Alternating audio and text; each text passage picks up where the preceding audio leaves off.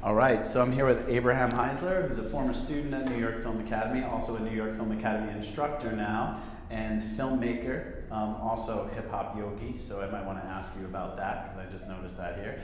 Let me just start off just asking you a couple of questions. So, Abe, what inspired you initially to become a filmmaker? I wanted to control people's minds. No, but I actually, even as a little kid, was very, I grew up in the 80s, and, it was just such a fantastical time to be watching films. There's films like the whole Back to the Future trilogy, Never Ending Story, Big with Tom Hanks. It was a real great time to be a kid, to watch movies, and it really left a strong impression on me. And I was always a very creative kid. I used to write, draw, dance, sing, rap, do all sorts of different stuff. And for me, film just seemed like the ultimate combination of both visual and audio mediums put together. So that combined with my love for story really made me realize that film was the direction for me to move in. Cool. Did you have any particular artists that affected your aesthetic, what the kind of films you wanted to make? Definitely. Like I said, growing up in the 80s, all the films, Zemeckis and Spielberg, the Raiders of the Lost Ark and Indiana Jones, and all that stuff had a strong impression on me. But as a style, the filmmakers that really influence my style are the ones that employ magical realism in their films, the ones that break down the walls of reality.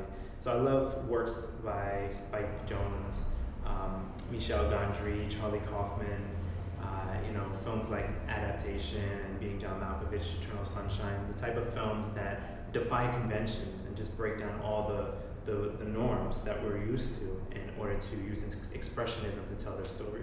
Cool. Yeah. Where did you grow up? New York City.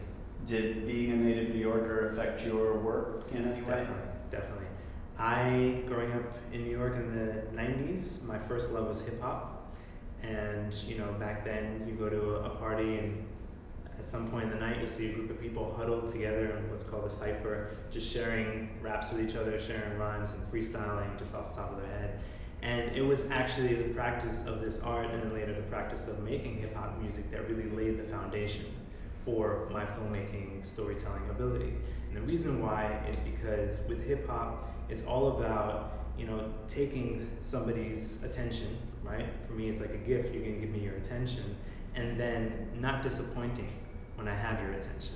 It's all about the setup and the payoff and then of course the resolution, right? Whether it's rhyme that you're expressing or whether it's music, it's the same thing for film as well. It's all about building the setup to a climactic crescendo, having the payoff, the release, and of course the resolution. So just learning that structure and learning how to navigate those waters is what laid the foundation for my filmmaking skills. Cool. So you were a NYFA student. Yeah. How did the New York Film Academy affect your, filmmaking and develop your skills as a filmmaker? How did it help you? Well, the great thing about my NYFA experience is I had already studied a lot of theory by the time I came to NYFA. I studied film in Syracuse University, but a lot of it was just sitting in a classroom watching old films, Eisenstein, D.W. Griffith, all the stuff that is important to go over and was very valuable. But by the time I came to NYFA, I needed a more hands-on experience. And so what NYFA did was they put a camera in my hands, kicked me out the door, and set me off on a journey of creativity, which was perfect for me at the time. Cool. Can you tell me about the first film that you made? Sure. Well, the very first film I made was a 40-minute long skateboard documentary, which probably should have been about 4 minutes long. And that was, about over 20 years ago. Through high school, I got into doing a lot of series of kung fu films with friends, where we'd have people just fighting on camera, and then we'd be doing the voice behind the camera. So just being creative and editing in camera. Mm-hmm. And then, of course, by the time I got to NYFA, I started working on some more serious projects and taking myself more seriously and the work more seriously. Cool. So what did the Typist, what inspired you to make that film? Two things. One, the story. Living in San Francisco, many people consider it to be the technological capital of the world, just with all of the different companies, Google, Facebook, etc. I notice every day seeing people who's, walking around with their devices in hand, and it seems like we're exploring more ways, new ways to connect to the internet, but almost we're losing ways to connect with each other.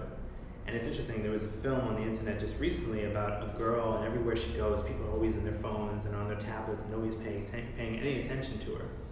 And I see that all the time, and I call it the digital disconnect. So I really wanted to explore the theme about how this digital disconnect, affects relationships and social dynamics. That was the story for the Typist. Now, the style of the Typist was essentially, I wanted to make a Pixar film. Mm-hmm. But I don't do animation, so I did a live-action Pixar film. And what I love about Pixar is their whimsical quality, the way that they use storytelling. It's all show don't tell. I mean, it's basically using the camera, the actors, the setting, the mise en scène to show the story rather than relying on unnecessary dialogue or just relying on the actors telling the story. So I wanted to do a fun, whimsical, lighthearted look at this digital disconnect and how we can come together as a community in the end. Cool. Well, speaking of community, so you used both crowdsourcing and crowdfunding to help to make this film. Can you tell me a little about that process? Definitely. Well, crowdfunding, crowdsourcing is a form of community engagement and a wonderful sign of the times. Because it empowers and enables people to do projects that before they weren't able to do because of lack of resources. So I just finished a crowdfunding campaign which was successful. I used a platform called Possible.com, which was really very helpful because they were able to actually suit my needs and help me craft my campaign. So it was a wonderful platform to work with.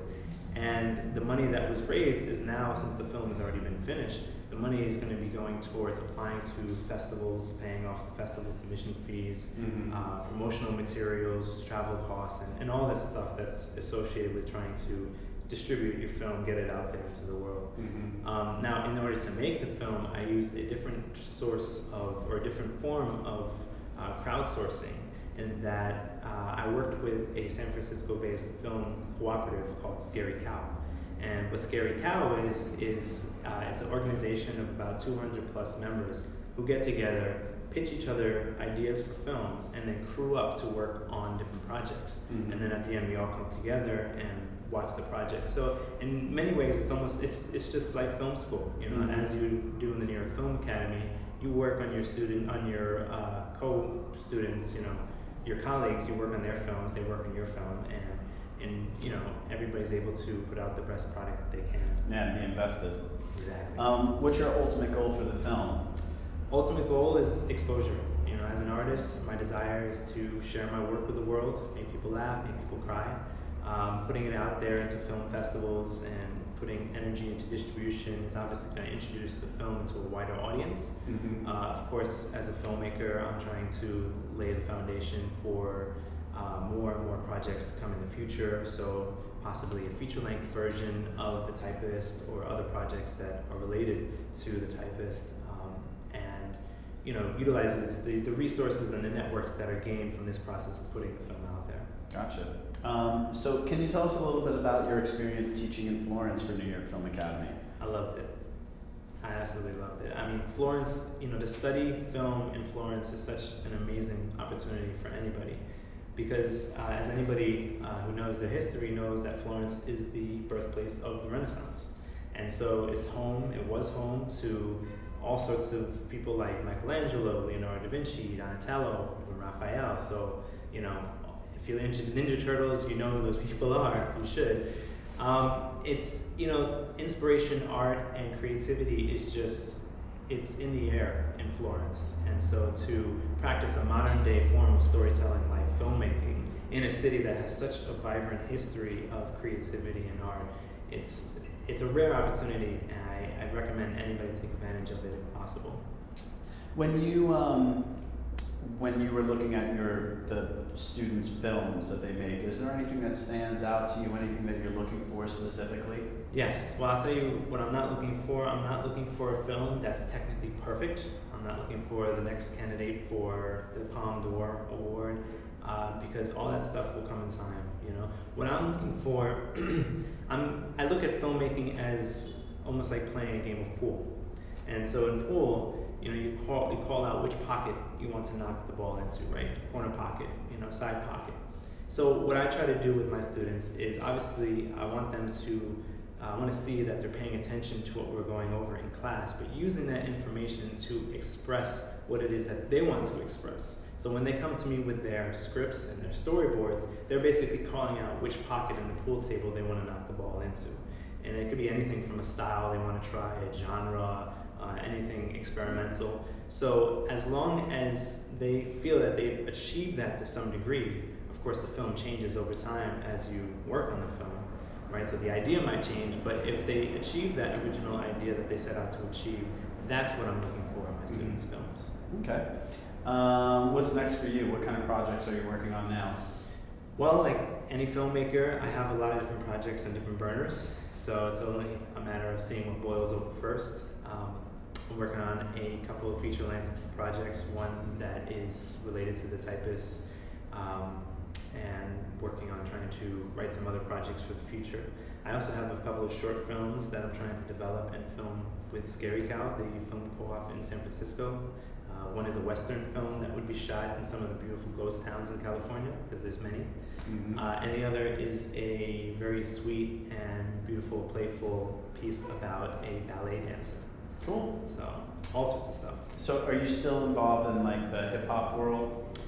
Not as much, because I really put a lot of my effort towards filmmaking these days. However, that said, I did release an album a year ago, with a good friend of mine who is involved with the underground New York City hip hop movement as it is today. So I, you know, wherever I can, I love it and I try to practice it, but it's only when I have it's a matter of time.